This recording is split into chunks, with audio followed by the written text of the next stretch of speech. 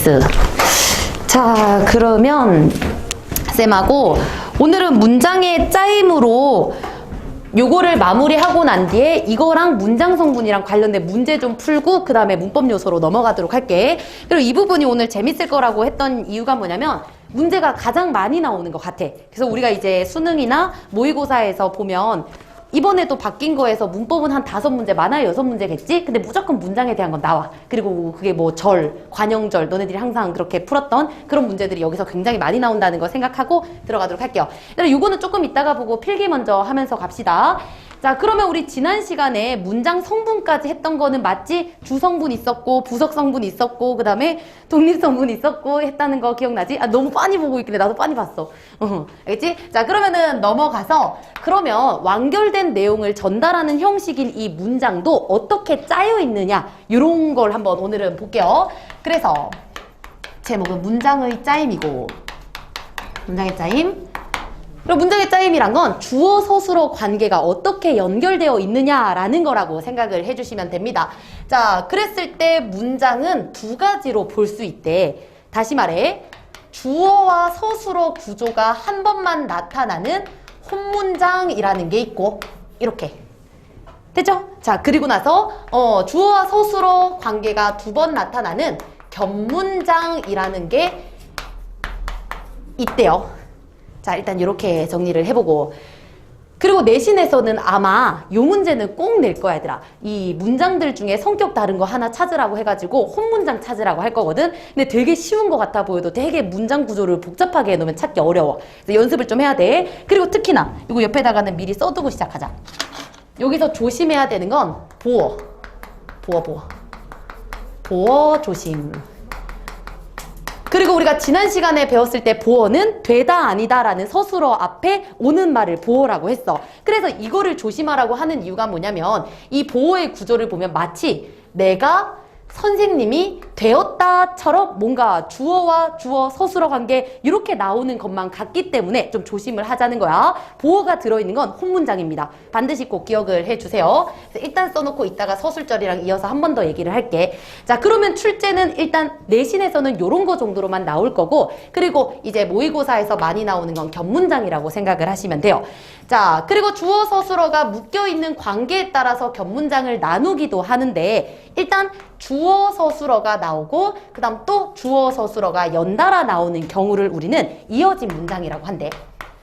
이어진 문장.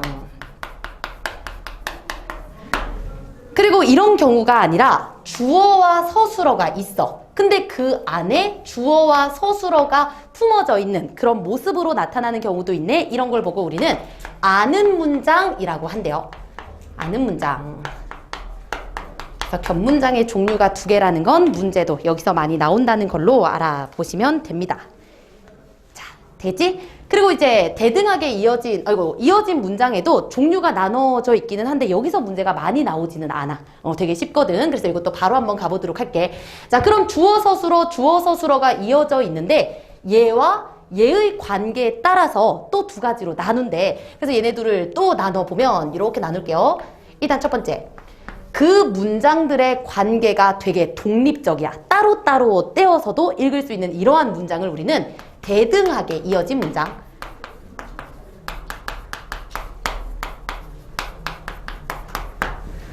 근데 두 문장의 나열에 있어서 관계가 너무 끈끈해. 예를 들면 뭐 원인이 있기 때문에 결과가 있다. 그리고 이런 상황이기 때문에 이뤄진 것이다 라는 등 이 문장 간의 관계가 돈독하다 이런 걸 보고 우리는 종속적으로 이어진 문장이라고 한대요. 종속적으로 이어진 문장. 그치? 응. 자, 그래서 나중에 책 보면은 이 대등하게 이어진 문장에는 뭐 대조와 나열과 뭐 그런 것들이 있고 그 다음 종속적으로 이어진 문장에는 원인과 결과 그 다음에 또 밑에 보면은 되게 많아. 근데 안 읽었어. 그냥 나중에 한번 내신 때만 다시 한번 보면 돼요. 그러니까 어쨌든 뗄 수 없는 관계라면 종속적이다라고 생각을 하시면 됩니다. 근데 내신에서는 아마도 이게 무슨 관계냐까지 물어보긴 할 거야. 알지? 내신용이라고 생각을 좀 해줘. 자, 그리고 너네들 요것도 전부 다 머릿속에 있을 것 같아서 이따가 요거 정리할 때 한번 볼게. 알겠지? 자, 이론만 일단 집어넣을게요. 자, 그리고 나서 이제 아는 문장으로 가게 되면 여기가 사실 견문장 중에서도 출제 어마어마하게 되는 부분이라고 생각을 해 주셔야 되고, 일단 용어 정리부터 해야 되는 게 뭐냐 하면 주어와 서술어 안에 주어 서술어가 있는 걸 아는 문장이라고 한다며. 그러면 이 큰 문장은 아는 문장이 맞아. 그럼 이 안에 들어가 있는 문장은 안긴 문장이야. 그리고 얘는 또 다른 이름으로 절이라고 합니다. 그럼 우리가 지난 시간에 배웠던 어절, 구, 절 그 개념을 한 번 더 떠올려줘야 되는 거 맞지? 그치? 그리고 구와 절의 공통점은 이 띄어쓰기를 단위로 두 덩어리로 이루어져야 돼. 그리고 구가 되려면 그 두 덩어리가 주어 서술어 관계이면 안 된다고 했지. 그치? 그리고 절이 되려면 그 두 덩어리가 주어 서술어 관계가 되라고 했는데 딱 그 모습이잖아. 됐나요? 그럼 절의 개념까지도 같이 생각을 해줘야 된다는 거 생각하고 또 계속 이어가 보도록 할게. 자, 그러면은 이 안겨있는 모양에 따라서 나눌 수 있는데, 이거 정리하고 할까 얘들아? 이거 좀 지워도 되니? 지우고 이거 되게 할 거 많아가지고 이거는 지우고 갈게. 그럴게요. 왜냐면 이거 중간에서 또 잘려. 그 맨날 잘리잖아? 그러면 애들이 카톡에 한 명이 와가지고 선생님 그 잘린 부분 뭐죠? 이렇게 물어봐. 그럼 되게 나도 까먹거든. 다시 나도 내 얼굴을 다시 봐야 되는 그런 불상사가 있기 때문에 이거를 조금 널널한 자리에서 할게요.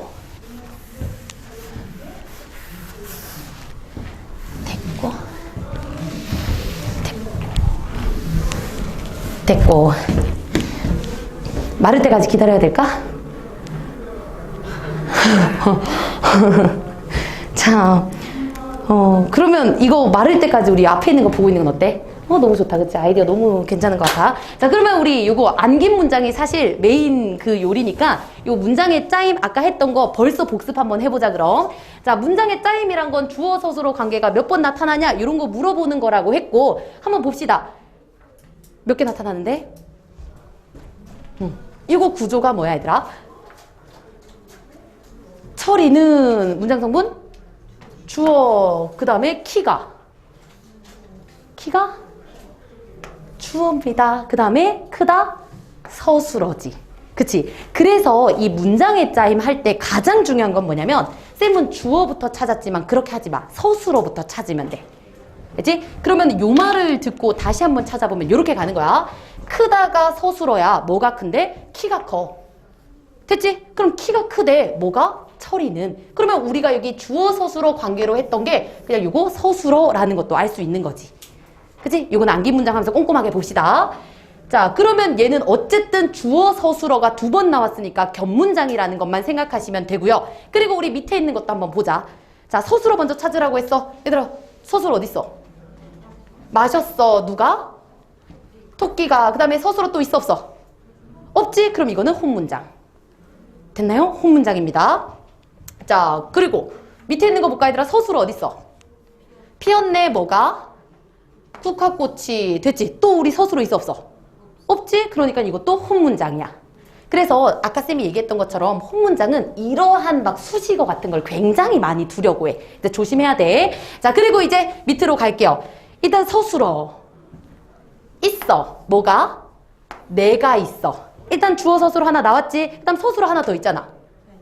되었어. 누가? 누가 됐어? 누가 어른이 됐어?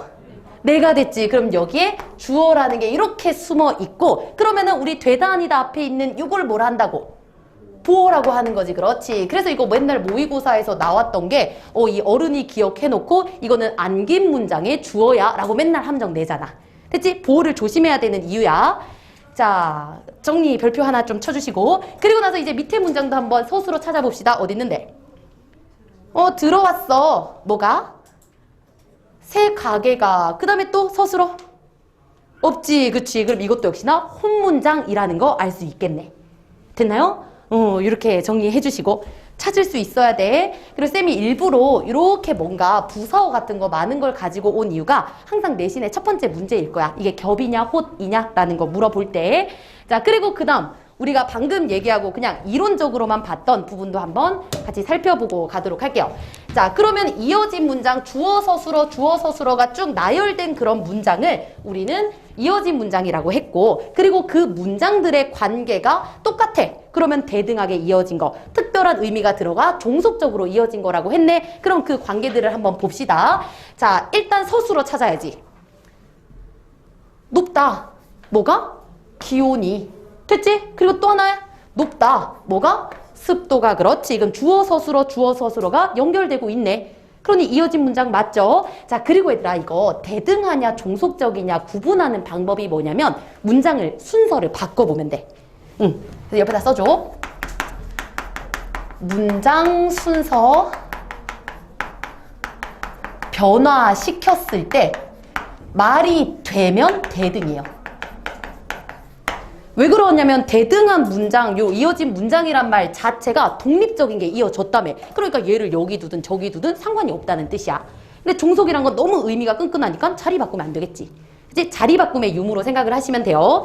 자, 그리고 나서 우리 두 번째도 보면 길어. 뭐가? 예술이. 그 다음에 짧아. 뭐가? 인생이. 바꿔볼까? 인생은 짧고 예술은 길어. 상관없네. 대등하다고.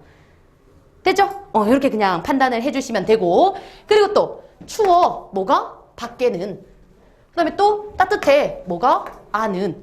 됐죠? 그럼 거꾸로 또 자리를 바꿔보면 안은 따뜻한데 밖에는 추워. 바꿔도 상관없네. 그럼 얘도 역시나 대등하게 라고 봐주시면 돼요. 그리고 이거 책에서 보면 얘들아 요 관계들을 다 이거는 나열이라고 했나? 그리고 또 얘는 뭐 대조라고 했나? 하면서 이름을 굳이 붙여. 근데 내신 때만 기억하시면 됩니다. 대등이란 것만 생각해주면 돼. 자, 그리고 우리 종속도 한번 봅시다. 각각의 의미가 너무나도 뚜렷하기 때문에 자리 바꾸면 안 된다고 했어. 자, 일단 우리 첫 번째 이거 서술어 어딨어? 서술어 와. 뭐가? 비가 와. 그 다음에 나가지 마. 누가? 누군가. 그치? 이렇게 주어 누군가. 됐나요? 자, 그러면 이거 바꿔봤을 때 네가 나가지 않으니까 비가 와. 정말 안 되는 말이지. 바꿀 수 없으니까 종속이구나 라고 생각을 하면 되고요. 그쵸? 뭐 굳이 이유 같은 거 집어넣으면 조건이라 해야 되나? 조건? 뭐 그 정도로 뭐 넣을 수 있겠지? 필요 없어. 자, 그리고 나서 이제 두 번째 문장을 보면 만났어. 누가? 누군가가. 그치? 그리고 서술어 또 하나 더 어딨어? 갔어. 그치? 누가? 누군가가. 그럼 누가 집에 가는데 누가 만났다. 됐죠? 이것도 뒤집어 보면 돼요. 내가 친구를 만나는데 집에 갔다. 안 되니까 얘는 종속. 됐죠? 거꾸로 뒤집어 보면 돼요. 자, 그리고 나서 또 서술어 찾을게요. 힘들다. 누군가가 힘들겠지. 그리고 또 읽지 마라. 누군가가 희망을 잃지 않겠지. 라고 보면 되는 거죠. 그리고 뒤집어 보면 안 된다는 거 알 수 있을 거고. 자, 그리고 밑에도 높아. 뭐가? 산이. 그 다음에 깊어. 뭐가? 골짜기가. 근데 뒤집어 보면 골짜기가 깊을수록 산이 높은 거랑 산이 높을수록 골짜기가 깊은 거랑 같은 말 아니라는 거 생각하면 돼. 알았지? 말이 되냐 안 되냐가 아니야. 같은 말인지를 살펴봐 주셔야 됩니다. 그러니까 같은 말이 아니기 때문에 얘도 종속입니다. 됐죠? 자, 그리고 마지막으로 가면 읽었어. 뭐가? 누군가가. 그치? 그리고 또 받았어. 그리고 누군가가. 됐죠? 뒤집어 봤을 때 선후관계가 문제가 되기 때문에 이것도 역시나 종속적으로 봐야 되는구나. 이렇게까지 정리를 해주시면 돼요. 됐죠? 자, 그러면은 우리 예시를 봤으니까 바로 이제 앉는 문장으로 한번 또 넘어가 보도록 할게. 근데 이거 재밌지 않니? 이 문장 하는 거? 아니니? 그리고 지금부터 이따가 문법 요소도 들어가겠지만 서술어가 너무 중요해. 근데 서술어만 찾는다고 생각하고 가시면 돼요. 모든 그냥 문법은. 자, 그러면 우리 아까 얘기한 것처럼 아는 문장으로 다시 시작을 해보도록 할게요. 아는 문장. 자, 안긴 문장을 포함하고 있는 문장을 아는 문장이라고 합니다. 자, 그리고 한 가지 더 얘기해주고 싶은 게 뭐냐면 예명 그 개념이야, 개념. 봐봐, 이렇게 설명을 해야 돼. 주어와 서술어로 생긴 애가 큰 주어와 서술어 안에서 어떤 문장 성분의 기능을 해야 돼. 알겠지? 그리고 그 어떤 문장 성분이냐에 따라 얘네들의 이름이 달라져요. 그래서 옆에다가 쓸게. 이 절은 이 큰 문장 안에서 문장 성분으로 기능하는겨. 문장 성분. 이 개념이 먼저 우선돼야 나머지들이 쉽게 내려올 수 있습니다. 자, 그러면 어떤 문장 성분으로 기능하는지 가보자고. 자, 첫 번째 문제 정말 많이 나오는 명사절이지. 자, 주어 서술어 안에 주어 서술어 모양으로 된 절이 명사의 기능을 하는 것을 명사절로 안긴 문장이라고 한대. 그럼 여기서 물어봐야지. 얘들아, 명사절의 기능, 명사의 기능을 한다는 게 뭔데? 우리 명사의 가장 큰 특징이 뭐야? 채운이야. 또 주목적어, 보어 뭐 이런 자리에 올 수 있어. 뭐 때문에? 조사 때문에. 그렇지. 그럼 명사절의 기능, 명사의 기능을 한다는 건 얘가 채운으로서 조사와 결합할 수 있게 한다라는 거야. 되겠지? 그래서 이때 명사로 기능한다는 거 조사와 결합할 수 있다. 그리고 결국 결론만 얘기하면 어떤 문장의 맨 마지막에 이 용언의 어간을 건드렸기 때문에 명사로 기능하는 거잖아. 그리고 이 용언의 어간에 어미를 붙여서 만드는 건데 이때 명사로 만들어주는 그 어미를 우리는 명사형 어미라고 해요. 됐지? 그리고 거기에는 음과 기가 있어. 결론적으로는 이건데 그 과정을 한번 살펴보도록 합시다. 살펴보도록 할게. 자, 그러면 이쪽으로 와서 찾아보자. 똑같이 가야 돼. 일단 서술어가 어딨어? 같아.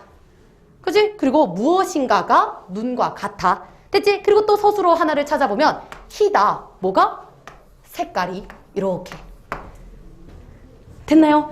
자, 그러면 우리 암기 문장 찾아보면 아까 얘기했던 그 명사형 어미 기를 일단 발견을 했고, 그리고 색깔이 희다라는 문장이 기 때문에 가라는 주격조사와 결합할 수 있네. 그럼 이 자체로 명사로 기능하는 게 맞잖아.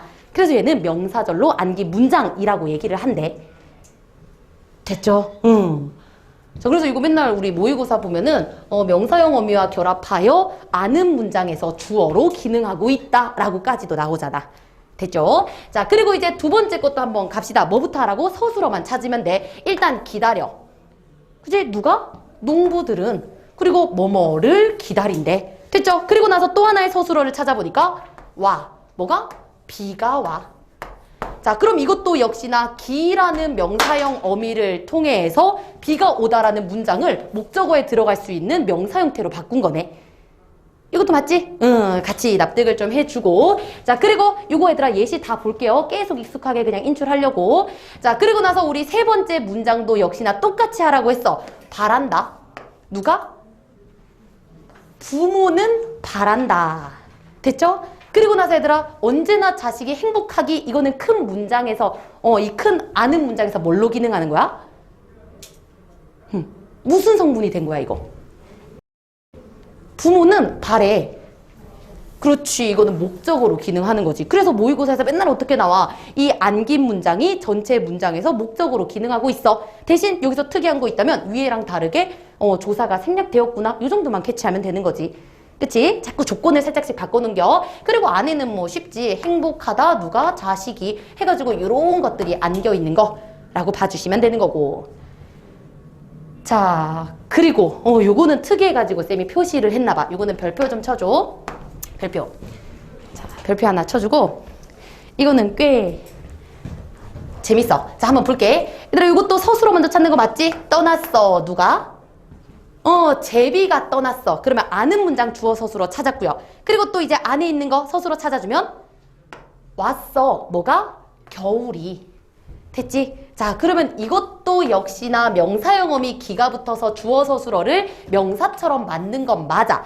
그러면 이 안긴 문장이 큰 문장에서 어떤 기능을 하고 있어 얘들아? 아까 얘는 목적어의 기능을 했고 목적어 기능을 했고 주어 기능을 했잖아. 그럼 얘는 무슨 기능 하는 거야? 제비는 겨울이 오기 전에 남쪽으로 떠났다. 이거 무슨 기능이야? 그치? 되게 헷갈리지? 자, 그럼 볼게. 얘들아, 얘가 겨울이 오기를 빼면 전에라는 말이 안 되지. 그치? 그러면 전은 전인데 겨울이 오기 전이잖아. 그치? 그럼 우리 이 전을 꾸며주고 있네? 그럼 이 전이 뭔데? 뭐뭐 하기 전에 할 때 전. 구체적인 품사는 몰라도 우리 좀 용언이야, 체언이야, 뭐 수식어니야, 독립어니야 이건 알잖아. 그럼 뭔데? 전. 얘들아 쉽게 생각해야지. 이 전 뒤에 뭐 붙어? 조사 붙지. 조사 붙으니까 이거 뭔데? 체언이지. 그럼 체언을 꾸며주네? 이게 무슨 기능해? 관용어에 기능하는 거지. 오케이? 그래서 중요한 게 얘는 관형어의 기능이야.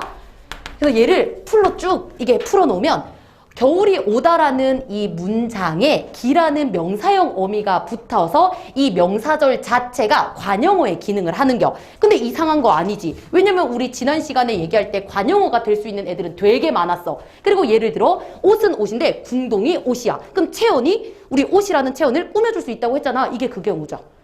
됐죠? 이렇게 봐줘야 돼. 그리고 이거 항상 함정 낼 때 부사절 혹은 부사어 이런 얘기로 하거든. 근데 이 전체가 부사어지 이거 자체는 이런 걸 꾸며주는 애기 때문에 관형어라고 봐주셔야 돼요. 알았죠? 부사어가 되려면 전에까지 포함을 해줘야 돼. 뭘 전달하고 싶은지를 좀 이해를 해주세요. 자, 그리고 나서 이제 마지막 거. 요거는 쉽지. 일단 밝혀졌어. 뭔가가 밝혀졌다. 됐지? 그리고 나서 또 하나를 찾으면 살아있어? 누가? 그가. 아, 그럼 주어 서술어로 묶인 애 전체가 그냥 주어로 기능하고 있구나 생각해 주시면 돼요. 계속 똑같은 거 반복인데 이렇게 조건을 바꿔가지고 말을 바꾸는 게 결국 여기에서 나오는 그런 포인트거든. 너네들이 나중에 복습하면서 꼭 끌어낼 수 있어야 돼. 그리고 쌤이 걱정했던 게 뭐냐면 그 까만색으로 해놓으면 필기가 안 되잖아. 그치? 나중에 너네들 옮겨가지고 알아서 해 그거는. 미안. 계속 할게. 그 좌우 그거를 못 하겠더라고. 그 반전을. 자, 그 다음에 그럼 명사절로 안긴 문장 괜찮지? 얘들아 꼭 기억해. 조사와 결합할 수 있는 게 명사절입니다. 자, 그리고 두 번째. 얘는 완전 별표 한 2만 개지. 자, 명사절이 별표 3개라면 얘는 5개입니다. 두 번째. 주어와 서술어가 만나서 그 자체로 관형어의 기능을 하는 걸 우리는 관형절이라고 합니다. 두 번째는 관형절로 안긴 문장을 찾아보도록 할게. 말 그대로 그러면 일단 주어 서술어가 만나가지고 관형어의 기능을 하려면 뭘 어떻게 한다는 건데? 관형어의 기능이 뭐야? 체언을 수식하는 거지. 그렇지. 체언을 수식하는 거. 주어 서술어 만나서 체언 수식하는 거. 그리고 얘도 결국에는 주어 서술어가 체언을 수식하려면 그 용언의 어간에 어떤 짓을 해야 되는 거. 그치? 그래서 어미를 갖다 붙일 건데 얘를 관형어로 만들기 위해서 들어가는 그 어미를 관형사형 어미라고 할 거야. 그리고 나서 그 관형사형 어미 4가지 있지? 은, 는, 을, 던 이렇게. 이건 관형절이 아니더라도 관형사형 어미 은는을 던, 관형사형 어미 은는을 던 이거는 그냥 당연히 알아야 되는 부분이라고 생각을 해주시면 됩니다. 자, 그러면 얘도 역시나 결국 외워야 되는 건 저거라면 인출은 이걸로 한번 해보도록 하자. 나만 신났네? 너무 재밌다. 자, 계속 할게. 너네들 힘든 거 무시하지? 자, 그 다음에 이거 찾아보면 내가 서술어 어딨어? 해칠 수 있어. 뭐가?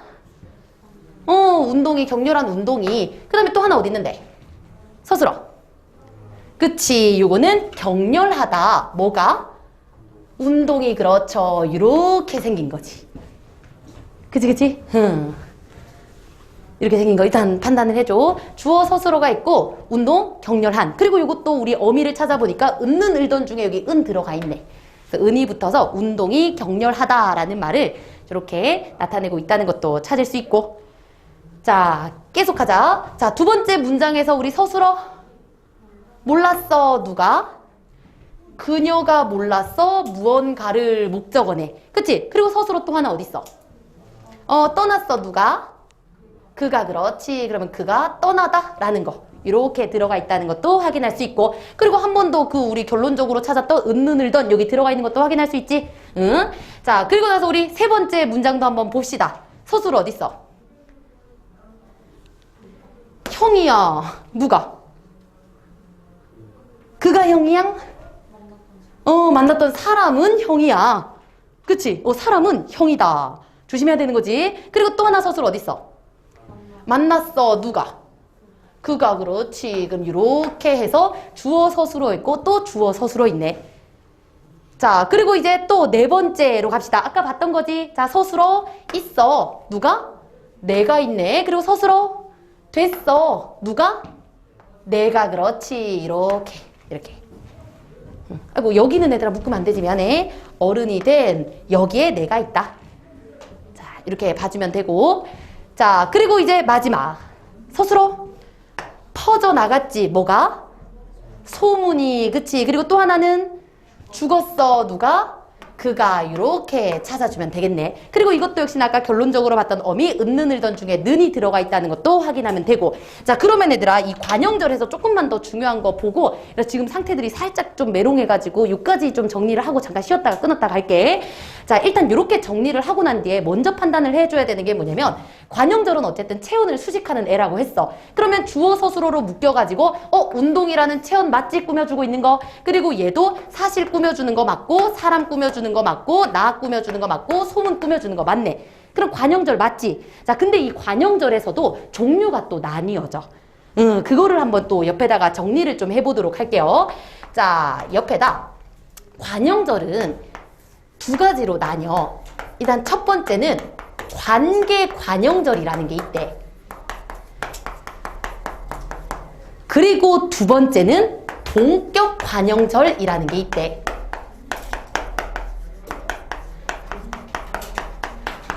그리고 얘네들을 나눈다면 그 기준이 있어야겠지. 그 기준이 뭐냐?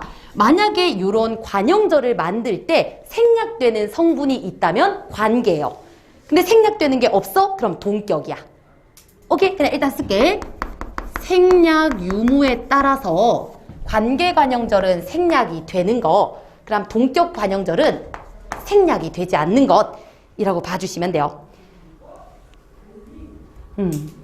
자, 그랬을 때 우리 여기 있는 거 몇 개만 좀 사용을 해보도록 할게. 일단 쉬운 동격 관형절부터 한번 가보도록 할게요. 일단 두 번째 거 한번 봐봐.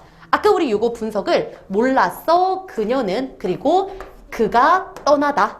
됐지? 자, 그러면 우리 관형절 안에 있는 이 내용을 봤을 때 그가 떠났다. 얘들아 뭐 생략된 거 없지? 그치? 그리고 나서 더 중요한 건 이 동격이라는 말이 어디서 나온 거냐면 주어 서술어로 묶여있는 이 관형절하고 얘가 꾸미고 있는 이 체언하고 있지. 같은 내용이라면 그냥 동격이야. 그러니까 다시 말해 사실은 사실인데 어떤 사실? 그가 떠났다는 사실. 이렇게 완전히 일치되는 말이라면 동격 관형절이에요. 그러니 생략이 일어날 수가 없는 거야. 이해됐지? 그리고 얘랑 똑같은 게 이거죠. 소문은 소문이야. 근데 어떤 소문? 그가 죽었다는 소문이야. 그러면 뒤에 있는 꾸며주는 체언하고 안의 내용이 같으면 동격이야. 같다고. 그럼 생략이 없을 수밖에. 자, 그치만 나머지 애들을 보면 격렬한 운동으로 한번 가볼게. 요거는 아까 운동은 해칠 수 있어. 그리고 두 번째 안긴 문장이 뭐였냐면 운동은 격렬하다라는 거라며. 근데 운동은 이 어디 갔어? 생략된 거지. 그렇지. 그래서 생략된 이유를 생각하면 되게 쉬운 게 여기 운동은 이라는 게 전체 아는 문장에 있기 때문에 안긴 문장에 있을 필요가 없어. 다시 말해 꾸며주고 있는 체언이 이 안에도 존재한다면 그냥 생략하는 게 맞는 거지. 됐죠? 그럼 여기서는 뭐가 생략됐다고 볼 수 있어? 운동이 격렬하다라는 주어 자리가 생략됐구나 라는 거 생각해주면 되지. 그 이유가 뭐야? 수식하는 애랑 똑같으니까. 됐나요? 이렇게 봐주면 생략이 일어나는 거 관계 관형절이구나 라고 봐주면 되고. 자, 그리고 이것도 한 개만 더. 이것도 한 개만 더 볼게. 아까 내가 있다라고 했어. 그리고 어른이 됐어. 근데 누가? 내가. 그럼 여기도 내가 어른이 된 내가. 이상하잖아. 똑같은 말이 나오니까. 그래서 여기 나와 여기 나가 겹치니까 주어를 생략했네. 그래서 얘는 주어가 생략된 관형절이구나 라는 거 볼 수 있다는 거지. 됐죠? 그리고 보호 조심해줘야 되는 거. 이거 맨날 주어라고 거짓말 하니까 조심해주는 거. 그래서 관계관형절에서 너네들이 해야 되는 건 뭐냐면 얘를 원래 형태로 돌려줘야 돼. 운동이 격렬하다. 그 다음에 내가 어른이 되다처럼. 그리고 돌려봤을 때 없어진 게 뭔가를 찾아내는 게 관형절에서 아주 중요한 요소라고 생각을 해주시면 됩니다. 그리고 이거 이해되는 거 맞지? 그리고 동격은 되게 쉬운 게 여기 오는 체온들이 이거를 담을 수 있는 애들이야. 사실, 그 다음에 또 소문, 그 다음에 또 의견, 그 다음에 또 이야기 이런 것들 있잖아. 그러니까 어떠한 이거를 받을 수 있는 그런 명사들이 올 겁니다. 자, 그러면은 일단 요까지 보고 부사절부터는 좀 쉬었다가 가도록 할게. 잠깐만 끊어갈게요. 아유 재밌겠다. 자, 그러면은 일단 사실 이 관형절까지 하잖아? 그럼 뒤에는 다 똑같은 내용이기 때문에 그대로 그냥 내려오면 돼. 자, 계속 가볼게요. 자, 세 번째는 여기 올려놓은 것처럼 부사절을 아는 문장. 부사절을 아는 문장.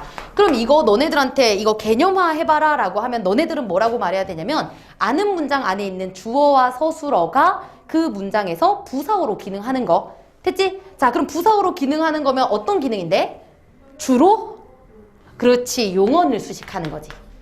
아, 물론 체언을 수식하고 관용어도 수식하고 부사도 수식하고 문장 전체를 수식할 수 있지만 그냥 주로. 되겠죠? 자, 그러면 얘도 결론만 얘기하면 이런 부사절을 만들어내는 부사형 어미가 있어. 그리고 걔도 딱 네 가지니까 외우자. 걔, 이, 도록, 더 있어 사실. 아서. 근데 이 네 가지만 외워도 충분합니다. 걔, 이, 도록, 아서라는 부사형 어미가 붙어서 부사절을 만들 거야. 그리고 얘들아, 얘도 설명하기 전에 먼저 하고 싶은 말이 뭐냐면 이 부사절은 문제 내기가 좀 애매해. 왜냐면 아까 우리 그 이어진 문장 있죠? 이어진 문장에 있던 종속적으로 이어진 문장하고 부사절하고 위치만 바꿔 놓으면 같아. 이게 무슨 말인지 보여줄게. 봐봐. 요거 하면서 가볼게. 자, 일단 똑같이 가면 뛰었어. 누가? 그가 뛰었어. 됐지? 그리고 또 우리 서술어 났어. 뭐가? 땀이 났어. 그러면 요거는 발에 땀이 난 거니까 이렇게 묶어줘야 되는 거 맞지? 그리고 쌤 아까 얘기한 것처럼 뭐뭐 도록이 들어있네. 부사형 어미 있고, 그리고 또 뛰긴 뛰었는데 이렇게 뛴 거니까 용언 수식하는 것도 맞고. 됐죠? 자, 이렇게 보면 이 안에 들어가 있으니까 얘는 부사절을 아는 문장이 맞아. 근데 얘 순서를 이렇게 해버린다? 이렇게 발에 땀이 나도록 그는 뛰었다 라고 주어 서술어 이런 순서가 되잖아. 그럼 얘는 그 순간 종속적으로 이어진 문장이 되는 거야. 이해될까? 그래서 종속적과 부사절을 굳이 나누려고 하지 않아도 돼요. 아셨죠? 같은 거라고 생각하시면 됩니다. 위치 변화에 따라서. 그거 먼저 설명을 하고 갈게. 자, 그리고 이제 나머지도 쭉 똑같이 가보면 일단 떠나가다. 누가? 그 사람이. 그치? 그리고 또 우리 서술어를 찾으면 없어. 뭐가? 말이 없어. 그렇지. 그리고 얘도 보면은 걔, 이, 도록, 아서 여기 중에 이가 쓰이고 있고요. 그리고 가기는 갔는데 말도 없이 간 거니까 부사어에 기능하는 것도 맞고. 자, 그 다음에 낮아. 뭐가? 성적이 낮아. 우와. 그리고 우와, 이거 문장 얘들아 되게 복잡한 문장 아니니? 성적이 낮다. 성적이 낮아. 이거 그가 성적이 낮다 하면 이거 서술절 맞지? 오, 대박. 뭔 말인지 알겠니? 오, 대박. 그러면 계속 가볼게. 그리고 또 서술어를 하나 찾으면 놓았어. 그리고 그가 공부에 손을 놓았어. 그치? 그럼 일단 내가 의도한 건 이거였는 것 같은데, 근데 만약에 이걸 의도했다면 이건 종속적으로 이어진 문장이지. 주어와 서술어가 있고 성적이 낮다. 주어와 서술어가 있고. 이해되지? 근데 이거를 또 이렇게 가지고 오다 보니까 이런 문제가 생기네. 그는 공부에 손을 놓다 이거하고 그는 성적이 낮다 해가지고 이게 또 서술어, 또 서술절이 안긴 문장으로도 또 볼 수 있겠네? 그래서 얘들아 요거까지는 가지 말고 쌤이 앞에 얘기했던 이어진 문장까지만 일단 봐줘. 알았지? 요거는 서술절로도 충분히 볼 수 있는데 서술절을 안 하고 이걸 하니까 굉장히 기분이 안 좋네. 그래서 요거는 일단 아까 요거 SV 전까지만 좀 생각을 해주세요. 자, 그리고 나서 밑에 있는 것도 한번 볼게. 얘는 색깔이 왜 노란색이지? 중요한 건가 봐. 왠지 모르겠는데. 자, 가볼게. 서술어는 치우다. 누가? 누군가가 집을 치우다. 그리고 아까 그거네. 또 오다 그가. 그치? 이거를 집어넣은 이유가 뭐냐면 얘들아 이거 집어넣은 이유 뭐야? 아니지. 이거 아니야. 이거 지금 주어 서술어가 있고 주어 서술어가 있잖아. 그치? 그러면 이 주어 서술어가 안긴 문장이라고 했을 때 뭘로 안긴 문장이야? 명사절이지. 왜냐면 우리 아까 얘기한 것처럼 기, 음기. 그치? 주어와 서술어가 만나서 명사절이 됐고 그 다음에 명사절이 명사를 꾸며주는 관용어의 기능을 하는 그 순간이네. 그래서 이게 특이할 수 있고 아까 얘기한 것처럼 이거 부사어니까 부사절이다 라고 생각하지 말라고 이 명사절의 기능을 가지고 온 거네. 됐죠? 문제를 복잡하게 내면 이렇게까지도 낼 수 있다는 거 같이 생각을 해봅시다. 자, 그리고 누누이 강조하지만 얘들아 순서 정말 생각하지만 같은 거라고 그냥 봐주시면 돼요.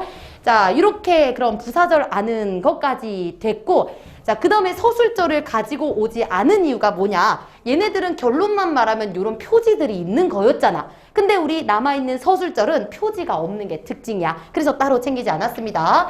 자, 했을 때 우리 네 번째.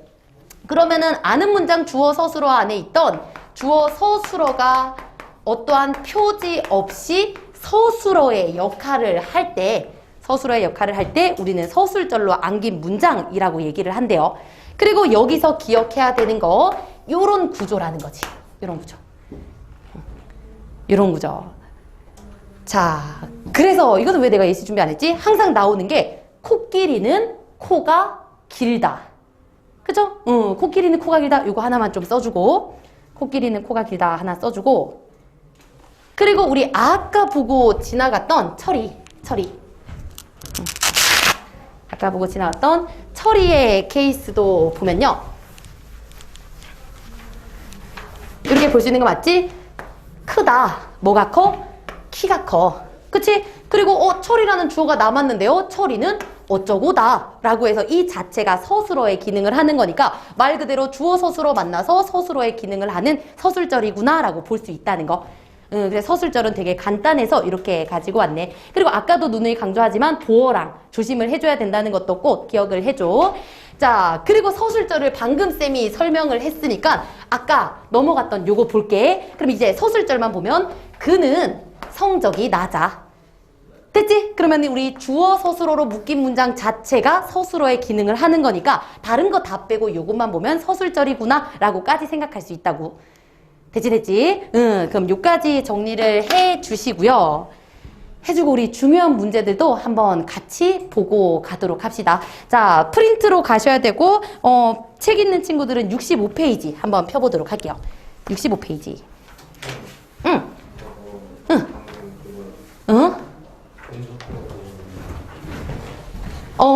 근데 이거 주어 이것도 있으니까 안긴 문장도 맞지?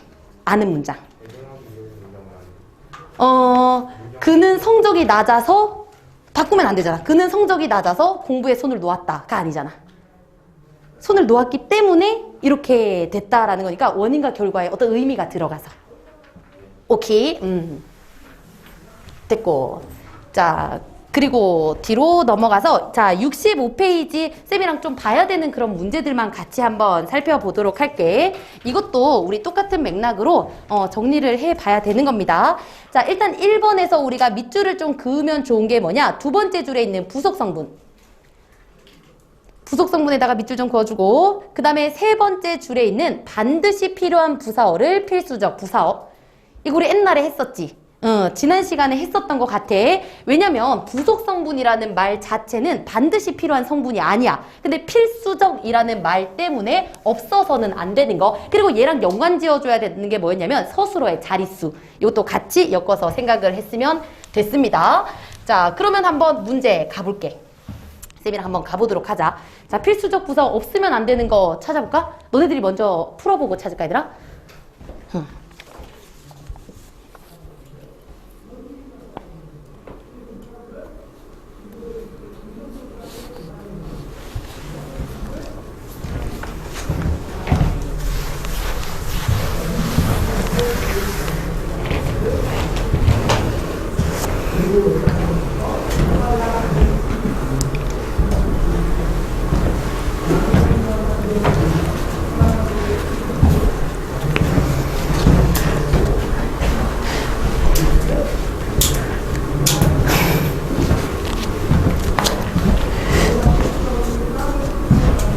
자, 얘들아 같이 볼 건데 이거 쌤이랑 답이랑 중요한 것만 보고 나머지는 너네들 이렇게 분석해야 돼. 이거 분석하는 것 자체가 공부라고 생각을 해줘. 다 그래서 쌤이랑 하지는 않을게요. 여기서 볼 거는 1번하고 4번만 볼 거야. 자, 그러면은 우리 답 찾아보면 요거 4번 답 맞지? 여기서 부사어로 쓰이고 있는 거는 등굣길에 지하철역에서 체온과 조사가 결합한 경우인데 없어도 되니까. 됐죠? 자, 그리고 쌤이 1번을 같이 보고 싶었던 이유가 뭐냐면 얘들아 이거 무슨 문장이야? 문장의 짜임을 물어보는 겁니다. 1번. 이거 무슨 문장이야? 문장의 짜임. 이어진 거냐? 혼문장이냐? 겹이냐? 호시냐? 아니면은 그 안에서도 이어진 거냐? 아는 문장이냐? 일단 이거 홑이야 아니면은 겹이야?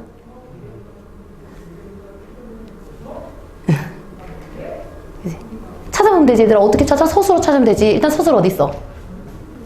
갔어. 누가?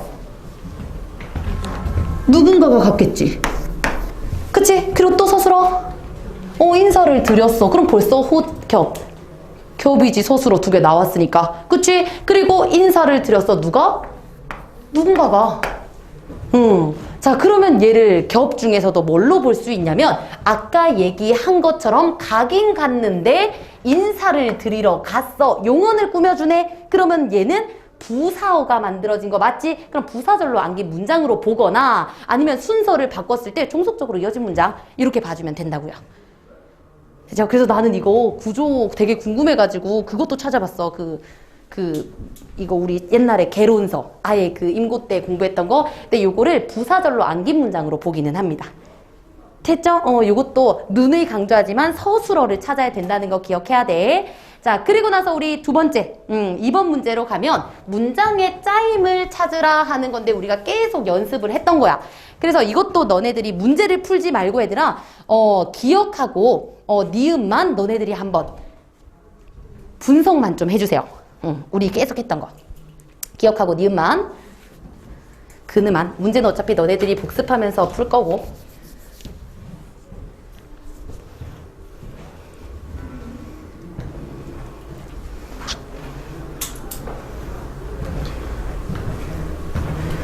문장 성분으로 분석을 해주시고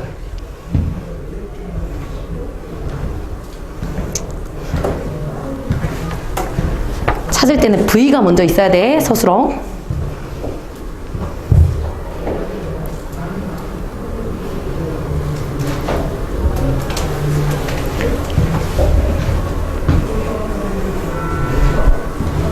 자, 그럼 얘들아 기억 니은만 쌤이랑 한번 봅시다.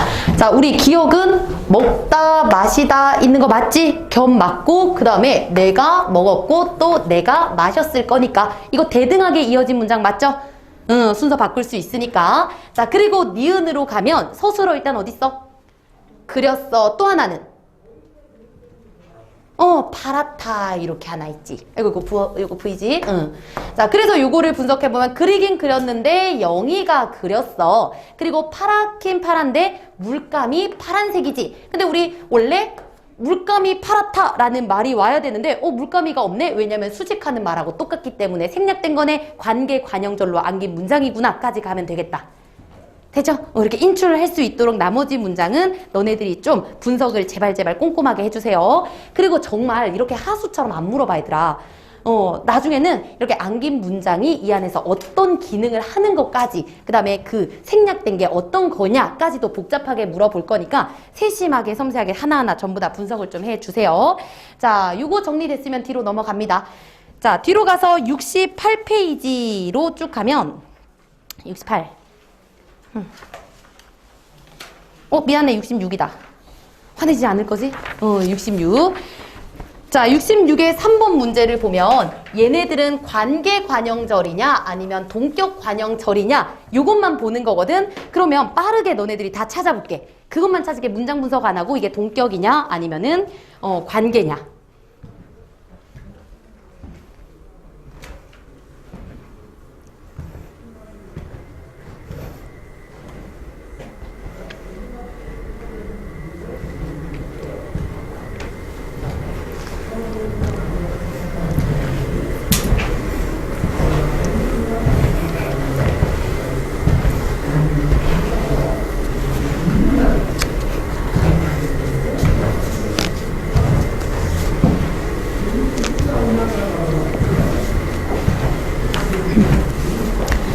내가 찾기는 다 찾았지? 그럼 쌤이랑 한번 가볼까? 우리 기억은 요거 동관. 그리고 딱 돼 있는 거 보면 울어. 누가 없잖아. 그럼 관. 됐지? 생략된 거니까. 그리고 뒤에 아까 말했죠. 요런 딱 그 체언, 수식받는 체언이 있다고. 그래서 이 사실과 얘가 같은 내용이고 안에 읽어봐도 생략된 게 없네. 동. 그리고 이것도 역시나 사실은 사실인데 생략된 것도 없고 이 사실 완전 똑같은 관계니까 동. 그리고 나서 요것도 묶어주면 친구가 빌려줬어 뭐를 이란 목적어가 없네. 생략됐으니까 관. 됐지? 그리고 이것도 내려가면 피어있대. 뭐가? 주어가 없네. 관. 그리고 마지막도 소문 도와주었다는 소문 했을 때 같은 말이니까 동. 됐죠? 자, 그러면 여기서 얘들아 1번 문제가 맞는지만 한번 봐줘. 자, 기억. 큰 소리로 운다. 요거는 그 자체로는 문장을 이루는 필수 성분을 모두 갖춘 절이다. 맞아, 틀려? 그러니까 맞아, 틀려? 큰 소리로 운다. 되게 틀린 것 같지, 얘들아? 근데 이거 맞는 말이다. 맞는 말이야. 그러면 너네들이 할 수 있는 말이 주어가 없잖아. 근데 주어 어떻게 됐어, 얘들아? 생략된 거지. 없는 게 아니라 생략된 거기 때문에 요거는 맞는 말이라고 봐줘야 돼. 그러니까 너네들도 말할 때 항상 내가 밥을 먹어라고 안 하고 밥 먹어 이렇게 얘기하는 것처럼 주어는 생략될 수는 있다는 거야. 아셨죠? 그래서 나도 이거 1번 틀렸는데 라고 하고 밑으로 내려갔더니 완전히 아닌 게 있더라고. 그래서 1번은 우리 수특에서 맞는 걸로 치는 거니까 생략됐지 없는 건 아니다 라고 생각을 해주세요. 맥락이 있기 때문에 가능한 거야. 뒤에 꾸며주는 그 아이랑 같은 거라고. 자, 그리고 또 뒤로 넘어가셔서요. 68페이지로 갈게요. 68. 아니야, 답 1번 아니야. 적절한 거야, 그거는. 적절하지 않은 걸 찾으라고 하니까. 자, 그러면 이것도 역시나 애들 하나만 보자, 우리 하나만. 디귿만 볼까, 디귿? 아니, 기억만 볼게. 얘들아, 기억. 나는 다 해가지고 뭐 할지 랜덤으로 뽑았어. 기억만 할게, 기억. 기억만 분석해 주세요.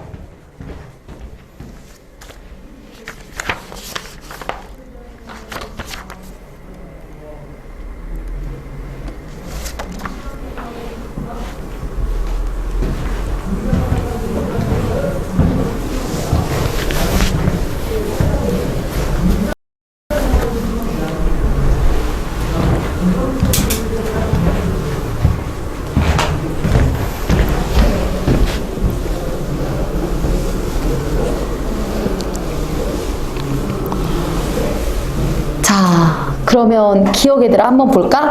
이거 안긴 문장 몇 개 들어가 있어?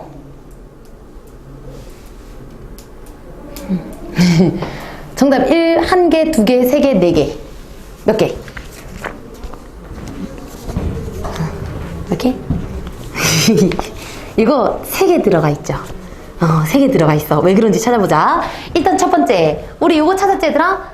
재배했다. 누가? 그분이.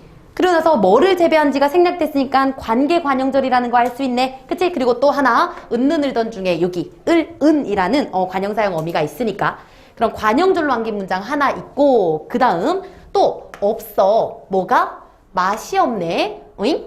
복숭아가 맛이 없네. 그러면 서술절로 안긴 문장 하나 있는 거지. 그리고 뒤에 보니까 예쁘네. 뭐가? 모양이 응? 복숭아의 모양이 예쁜 거잖아. 그치? 그래서 서술절이 여기도 있고 여기도 있는 거지. 복숭아가 모양이 예쁘다. 되겠죠? 그래서 이거는 안긴 문장이 3개라고 생각을 해주면 돼. 그리고 또 하나 봐줘야 되는 게 뭐냐면 그리고 복숭아는 맛이 없다. 복숭아는 모양이 예쁘다. 이거 순서 바꿔도 되는 거 맞지? 그러니까 얘는 대등하게 이어진 문장도 같이 껴있다는 거네. 그래서 요런 거 참 잘 만들지 않아? 그래서 꼭 나머지도 너네들이 잘 분석을 해 주셔야 됩니다.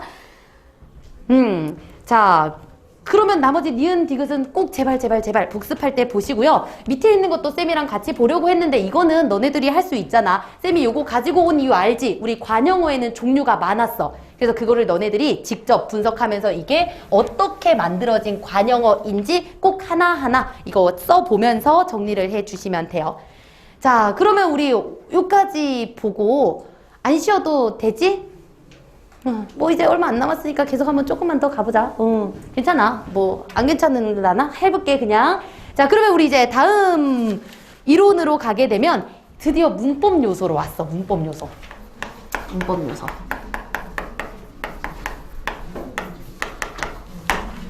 문장을 끝내고 이제 우리가 말할 때 지켜야 하는 것을 문법이라고 하잖아. 그리고 그 문법 요소에 대해서 우리가 알아볼 건데 총 종결 표현, 높임 표현, 시간 표현, 피사동 표현, 부정 표현까지 5개의 문법 요소를 볼 겁니다.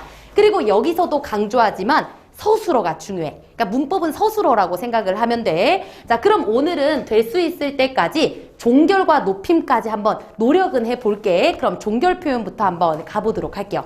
종결 표현 첫 번째. 요거는 좀 꺼놔야겠다. 쌤 요거 잠깐 꺼둘게. 높임 표현 헷갈리니까. 자, 종결 표현. 자, 말 그대로 종결 표현은 어떤 문장을 말할 때 마무리를 어떻게 하느냐에 따라서 전달하는 내용이 달라질 거래. 그래서 그 종결 표현을 한번 구분해 보도록 할게요. 자, 가봅니다. 너네들이 알고 있는 평서문이냐 의문문이냐 요거를 찾아가는 거야. 근데 그냥 외우지 말고 그냥 그 기준들이랑 같이 한번 가보도록 할게요. 일단 첫 번째. 이 문장이 청자를 의식하느냐 의식하지 않느냐에 따라 나눠줄 수 있대. 그래서 밑에다가 옆에다 쓸게. 청자 의식. 자, 첫 번째 기준은 청자를 의식하느냐. 그랬을 때 청자를 의식하고 말한 경우가 있고요. 그렇지 않은 경우가 있어. 그럼 청자를 하지 않는 경우가 딱 한 개이기 때문에 얘부터 정리를 할게. 그게 뭐냐면 감탄문이지. 그치? 감탄문. 감탄문 맞지? 평서문, 감탄문. 감탄문이란 말 맞지? 맞지? 왜 이렇게 어색하냐? 감탄문. 그래서 감탄문이 뭐냐라고 하면 그냥 청자를 의식하지 않고 말하는 거요 라고 대답을 해주면 돼. 기준이 그러니까. 자, 그래서 예를 들면 아무것도 안 써두면 조금 심심하니까 예를 들면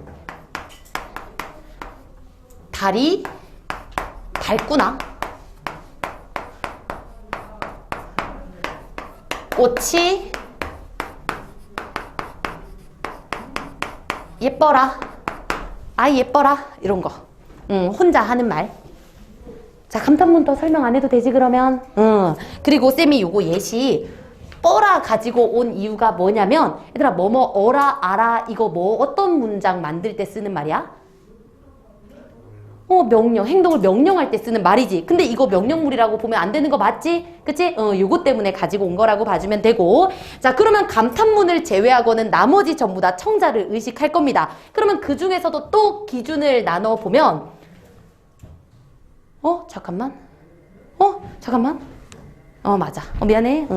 자, 청자를 의식하되 청자에게 요구가 있느냐 없느냐에 따라서 또 나뉘어질 거래. 요구가 있느냐 없느냐. 근데 대부분이 요구가 많고요. 없는 게 한 개이기 때문에 또 없는 거부터 한번 보겠습니다.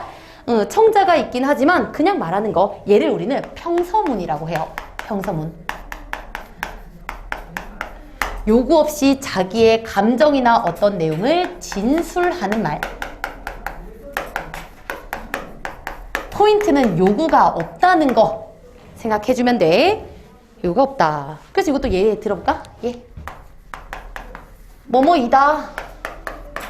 그 다음에 뭐뭐 하였다. 철수가 놀러 갔다. 끝. 그냥 청자는 있지만 하고 싶은 말 그냥 하는 거. 자, 그리고 그 외에 나머지 부분들은 전부 다 뭔가를 요구합니다. 그러면 이 기준에서는 요구하는 내용에 따라서 또 나눠볼게. 이때 요구하는 내용이 대답이야.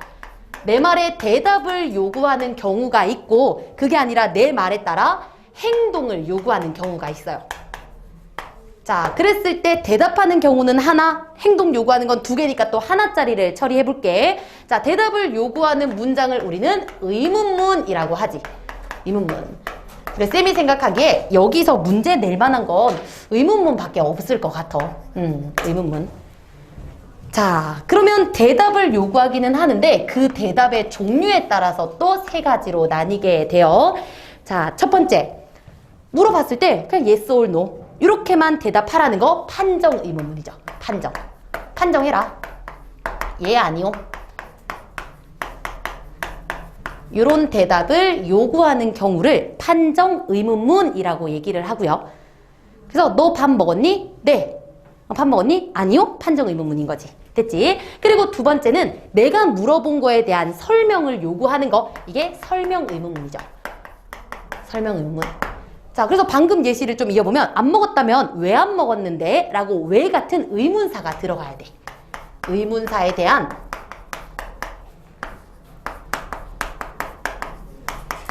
설명이 필요해요. 왜? 어디 갔는데? 같은 것들. 되겠지? 그리고 마지막이 몰라서 묻는 거 아닌 거. 우리가 서리법으로 배웠던 수사의문문이 있어요. 수사의문문. 이거는 서리법처럼 몰라서 묻는 것이 아님. 그리고 사실 어떻게 보면 대답을 요구하는 것도 아니기는 한데 의문문 안에 있으니까 같이 넣어두기는 할게. 자, 그리고 여기서 조금만 더 갈게요. 나중에 중세국어에서 하기는 할 거지만 중세에서도 의문문이 중요하기는 해. 옆에 중세 의문문. 중세국어에서 의문문도 두 가지 설명과 판정이 있기는 하거든. 근데 얘네들은 의문사가 있냐 없냐 이것보다는 끝이 아로 끝나냐 오로 끝나냐 요거에 따라서 달라져요. 자, 다시 말해 옆에다가 아형 오형 이렇게 써주시고 답을 한번 볼게. 요거는 사실 쌤이 너네 혹시 경상도 사투리 쓰는 사람 본 적 있니? 나는 원치 않으니까 모를 테고 그 진짜 리얼로 쓸 때 쌤은 경상도일 때 이거 되게 신기했어. 왜냐면 이거 봐봐. 너네 대답해봐. 니 어디 가나? 되게 그거 같지 않아? 그 본토 약간 그런 거. 내가 만약에 너네한테 니 어디 가나? 라고 할 때 너네 뭐라 대답해야 돼? 몰라 진짜? 또 지역적 거리감 느끼네. 쌤이 너 어디 가나? 라고 하면 무조건 대답은 응 아니면 아니 라고 판정으로 대답을 해야 돼. 근데 니 어디 가노? 하면 학교에 라고 대답을 해야 돼. 신기하지 않니? 고맙다. 자, 그러면 옆에다가 정리할게. 이거 니 어디 가나 할 때 이 아형으로 끝났을 경우에는 응 아니로 대답하는 판정이에요. 판정. 나중에 너네들 중세할 때 아형으로 끝나면 다 판정이야. yes or no. 자, 그리고 니 어디 가노? 라고 할 때는 어디에 가? 라고 대답을 해야 되는 설명입니다. 그래서 얘네들의 형태에 따라서 나뉘게 된다는 것도 같이 생각을 해줘. 나중에 할 때 나 생각날겨. 자, 그리고 나서 또 의문문 끝 넘어가면 이제 행동 요구하는 부분으로 가보도록 할게요. 자, 행동을 요구하기는 할 건데 그 주체에 따라서 또 나눌 거야. 주체. 자, 그 행동을 너만 하는 경우가 있고요. 그 행동을 나도 하는 경우가 있어요. 너만 하는 경우, 함께 하는 경우. 그럼 얘들아 그 행동을 니한테 시키는 거 이거 무슨 문장? 명령이지. 그렇지. 그래서 얘가 명령문. 그리고 아까 본 것처럼 뭐뭐어라 알아. 이거는 예시 안 써도 되지? 그치? 자, 그리고 함께 하는 경우를 청유형이라고 얘기를 하지. 청유형. 자, 그러면 이제 다 왔는데 얘네들에서 조심해줘야 되는 건 어쨌든 행동을 요구하는 거 맞지? 그러면 행동을 드러내는 품사는 동사이기 때문에 형용사랑은 절대 결합할 수 없어요. 그거는 알아둬야 돼. 플러스 형용사가 안 돼요. 행동을 요구하는 거기 때문에. 근데 쌤이 아까 말한 것처럼 알아, 어라가 예쁘다라는 형용사랑 결합하는 경우가 있기는 하잖아. 그럼 얘는 명령이 아니라 감탄처럼 쓰인다고. 예뻐라. 알겠죠? 그래서 이런 얘기 하고 있다는 것도 생각을 좀 해주고. 그리고 또 요거를 좀 맥락을 크게 해가지고 얘네들의 쓰임이 다른 경우를 얘기할 때도 있는데 이거는 우리가 모국어 화자니까 쉽게 알 수 있을 거야. 예를 들어 이런 거. 버스를 타고 가다가 좀 내립시다 라고 얘기를 해. 내립시다. 그럼 얘들아 요거 무슨 문장이야? 명령이야 아니면 청유야? 내립시다. 일단은 원래 이 뭐뭐 합시다의 뜻은 명령이야 청유야? 청유 맞지? 그치? 그럼 뭐뭐 합시다는 청유인데 이 맥락에서는 나 좀 내립시다 그러니까 나만 하는 거잖아. 그치? 그러니까 함께라는 게 아니라 청유형이긴 한데 너는 포함하지 않는 청유다 라고 이렇게 맥락으로 문제를 낼 수 있다는 거야. 이해되니? 요 개념이 틀린 거지. 그리고 또 이것도 있어. 똑같이 도서관에서 좀 조용히 합시다 라고 했을 때도 합시다니까 청유형 맞지? 근데 청유형은 함께 하는 거잖아. 근데 이 맥락에서는 누구만? 너만 조용해야 되는 거니까 이거는 명령형으로도 쓰일 수 있다는 거야. 그래서 이거는 상황에 따라서 쓰임이 있다라는 거 화작에서 많이 다룹니다.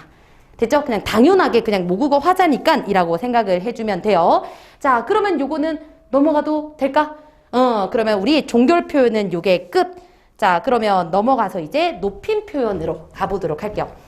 또 지워야 되네. 지우고 나서 보자. 나 지울 동안 너네 쉬어서 좋겠다. 빨리 지워야지. 자, 그러면 이거를 켜두면 에크 그리고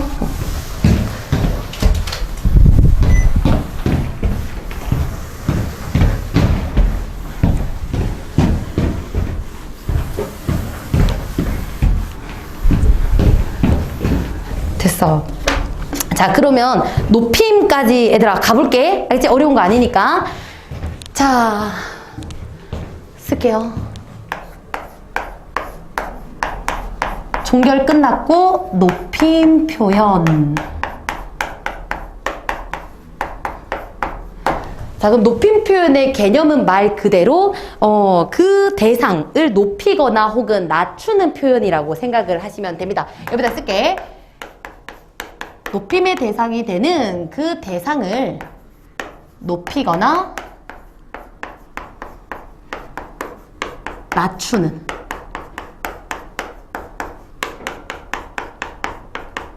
이렇게 쉬운 거를 쓰는 이유가 있겠지. 왜냐면은 우리 높임 표현이라고 했을 때 누군가를 높인다라는 거에만 초점을 맞추는데 낮추는 것도 높임법이라고 볼 수 있어. 자, 왜 그런지는 또 설명하면서 가보도록 할게요. 자, 그럼 너네들이 알다시피 높임 표현 세 가지잖아. 뭐뭐뭐.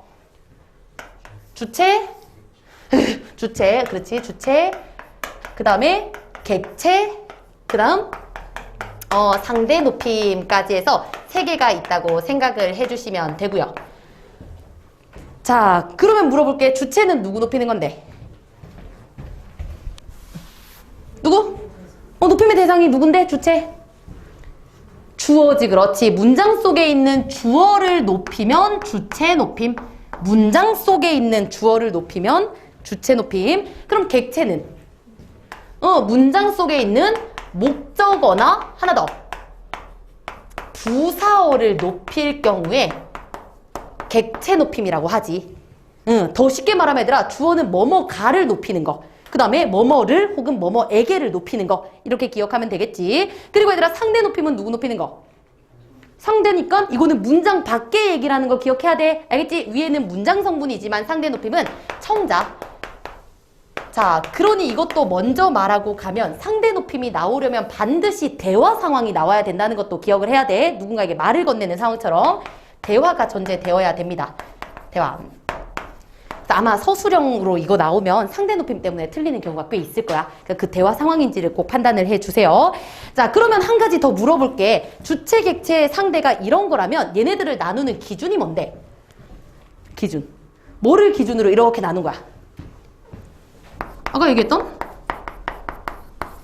대상이죠, 대상.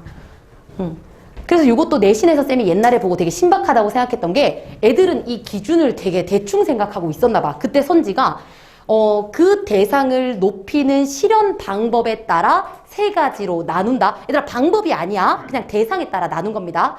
알았지? 그래서 되게 신기하게 내신 문제를 내서 기억하고 있었어.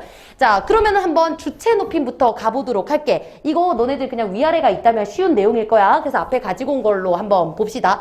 자, 일단 서술어가 중요하다고 했어. 갔어. 누가? 사장님이 갔어. 그러면 주어 자리에 있는 사장님 높여야 되는 거 맞잖아. 그럼 높여보자고. 어떻게?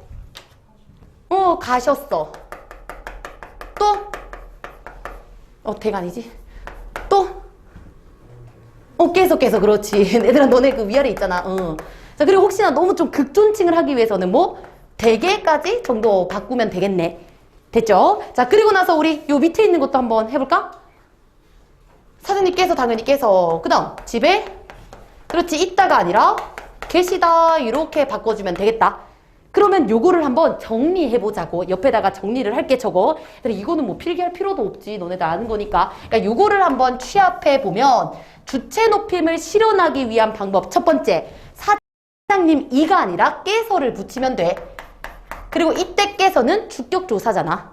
그치? 조사로서 실현하는 방법 하나. 그리고 두 번째, 그리고 갔다에다가 가셨다. 뭘 붙이면 가셨다가 돼? 시를 붙이면 되는 거지. 근데 이 시의 플레임이 뭐야? 그치. 그래서 요거 기억하자는 거야. 가시다에서 얘들아, 가다라는 거는 용언의 어간이지. 가다. 그러면 이 뒤에 있는 건 어미일 거야. 그치? 그리고 맨 뒤에 오는 애를 단어의 끝이라고 해서 어마럼이라고 해요. 그러면 어마럼이 앞에 있네? 선어마럼이인 거야. 됐나요? 자, 그럼 이때 시의 이름은 주체 높임 선어마럼이 시. 선어마럼이 시. 자, 그리고 또 하나가 아까 집이 아니라 댁. 완전히 말을 바꿨잖아. 그치? 그리고 또 이따가 시가 붙은 게 아니라 완전히 달라졌지? 새로운 어휘가 쓰였다고 해서 특수어휘라고 얘기를 하죠. 특수어휘. 여기서 알아야 되는 건 그냥 체언의 형태로 나타나기도 하고 용언 그 자체가 바뀌기도 하고 끝. 그럼 이게 기본적인 거. 됐지? 자, 근데 쌤이 살짝 이 문장의 성분을 바꿨어. 내용을 살짝 바꿨어. 요거에 관한 것도 옆에다가 좀 쓸게요. 주체 높임하면 기본적으로 이 세 가지 방법을 생각함과 동시에 주체 높임은 간접 높임도 한 개 생각을 해줘야 돼요. 간접 높임. 그리고 개념부터 쓰면 높이고자 하는 대상과 관련된 사물 등을 높임으로써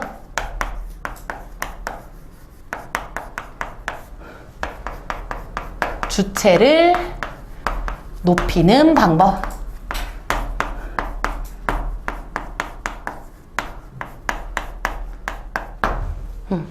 개념은 길지만 그냥 예시 보면 바로 라고 생각을 할 거야. 어쨌든 주어를 높이기는 할 거거든. 그 대상을 높이기는 할 거야. 근데 걔랑 관련된 걸 높임으로써 궁극적으로는 맨 앞에 주어를 높이는 방법이래. 자, 그러면 예시로 한번 가보도록 할게요. 자, 일단 얘도 역시나 서술어 먼저 찾으라고 했어. 많아. 뭐가 많은데? 돈이 많지. 그치? 그리고 나서 남은 이 주어를 보니까 사장님이네. 서술어 어딨어? 돈이 많다 자체가 서술어구나. 서술절을 앙는 문장이라는 것도 확인할 수 있네. 그치? 자, 그러면 여기서 결국 궁극적으로는 사장님 높여야 된다며. 그러니 이가 아니라 깨서로 나타내야 되는 거 아까 우리 봤으니까. 됐죠? 그리고 나서 돈이 많다가 아니라 사장님의 돈이기 때문에 어떻게 바꿔줘야 돼? 많으시다라고 바꿔줘야 된다는 거야. 자, 그러면 이 개념을 가지고 오면 사장님을 높이기 위해서 관련된 돈을 높여줘야 돼. 많으시다라고. 그럼으로써 궁극적으로 누굴 높여? 사장님을 높이는 방법. 이렇게까지 정리를 해주시면 돼요. 아셨죠? 자, 그리고 나서 우리 밑에 있는 것도 한번 같이 가볼게. 일단 있어. 뭐가 있냐면 돈이 있어. 자, 그리고 누가? 사장님이.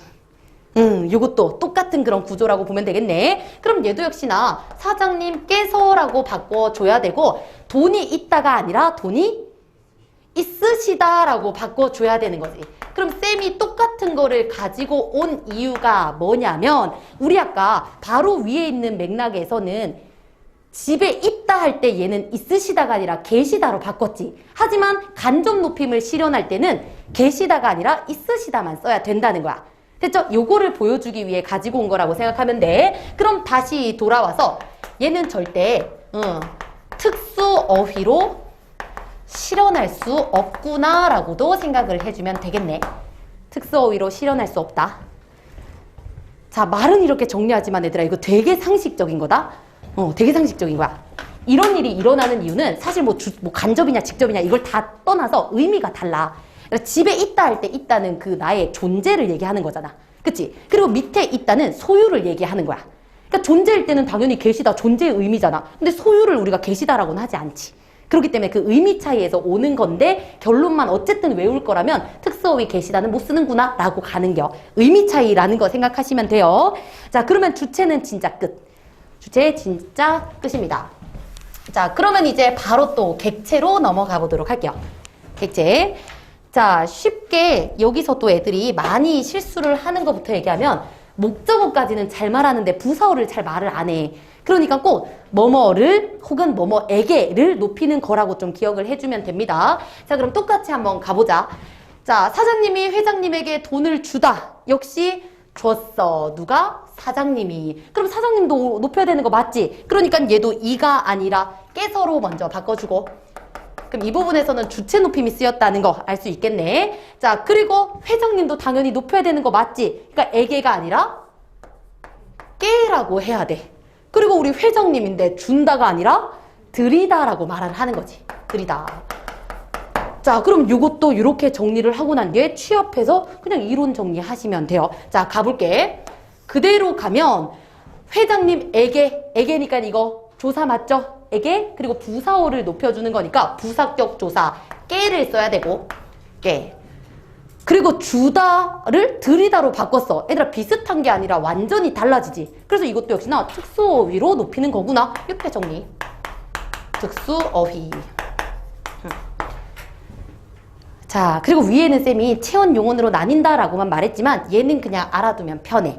딱 4가지거든. 써보면 드리다, 뭐뭐에게 드리다. 그리고 뭐뭐에게 여쭙다. 여쭙다와 여쭈다는 같은 말이야. 그리고 뭐뭐를 모시다. 부모님을 모시다. 그리고 부모님을 뵙다. 이렇게 4가지가 있다는 거 생각을 해주시면 돼요. 특수어휘 4가지. 끝. 그럼 객체도 끝이야. 쉽지? 자, 그러면 이제 진짜 마지막으로 남아있는 거 상대 높임이에요. 상대 높임. 쌤 아까 얘기한 것처럼 얘들은 문장 안에 있었던 거지만 얘는 문장 밖으로 나온 상황이라고 생각을 해야 돼. 듣는 사람이 누구냐에 따라 높이고 낮추고를 실현할 거기 때문에 이 높임법은 종결 표현으로 결정이 돼요. 종결 표현. 쌤이 예시에 써놓은 것처럼 밥 먹었어? 라고 물어보는 그 대상이 선생님이잖아. 그러면은 밥 먹었어가 아니라 밥 드셨어요? 라든지 아니면 친구라면 밥 먹었어? 라든지 똑같은 내용이지만 듣는 사람에 따라서 마지막을 바꿈으로써 실현하는 거라고 생각을 해주면 된다는 거야. 자, 그리고 종결 표현 요것도 정리를 하고 가볼게. 요새 추세로는 정말 꼼꼼하게 뭐 하나하나 다 물어보지는 않거든. 근데 큰 틀은 가지고 있어야 돼요. 다시 말해 그 종결 표현도 2가지로 나눌 수 있어. 마지막 말을. 일단 첫 번째. 공식적인 상황에서 쓰는 격식체 4가지가 있습니다. 그리고 사적인 자리에서 되게 친밀감을 느끼면서 쓰는 말인 비격식체. 근데 뒤에 있는 이 4가지 2가지는 알기는 해야 돼. 세부적인 건 몰라도. 자, 일단 비격식체부터 가면 2가지예요. 뭐가 있냐? 해와 해요체가 있어요. 해와 해요체는 비격식. 친밀하잖아. 우리가 막 얘기하는 것은 뭐뭐 했어요 같은 거. 그러면 격식체 4가지는 뭐냐? 해라, 하게, 하오, 하십시오. 이렇게 4가지가 있다는 것까지 일단 정리를 해주시면 됩니다.